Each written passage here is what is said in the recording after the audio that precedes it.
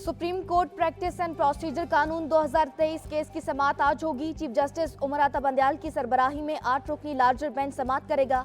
Justice Ejazul Ehsan और justice Munib Akhtar bench में शामिल। अदालत ने गुज़श्ता समाअत पर फरीकैन को नोटिस जारी किए थे।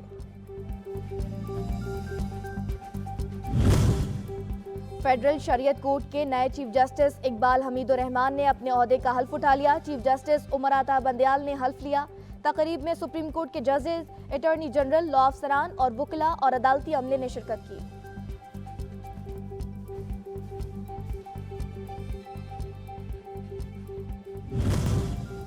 इस्लामाबाद समेत मुल्क के मुख्तलिफ इलाकों में मूसलाधार बारिश। मुल्तान, बखर, मियांवाली, जहलम और छांगा मांगा में नशेबी इलाके डूब गए।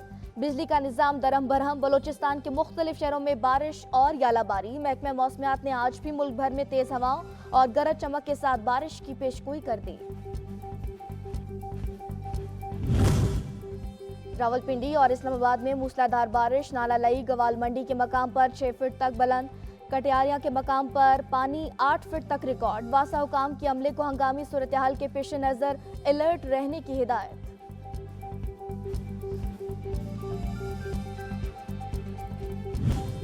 तबाहकुन बारिशों के असरात। दरियाए खान की दाला माइनर में 100 फीट चगाफ पड़ गया। मुतअद्दिद बस्तियां और फसलें ज़ेर-ए-आब आ गईं।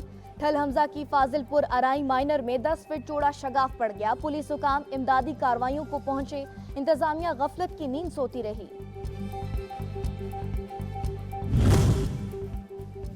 और पेशावर समेत खैबर पख्तूनख्वा के तमाम अजला में वक्फे से बारिशों का सिलसिला जारी। महकमा मौसमियात के मुताबिक कम से कम दर्जा हरारत 19 जबकि ज्यादा से ज्यादा 25 सेंटीग्रेड रिकॉर्ड किया गया।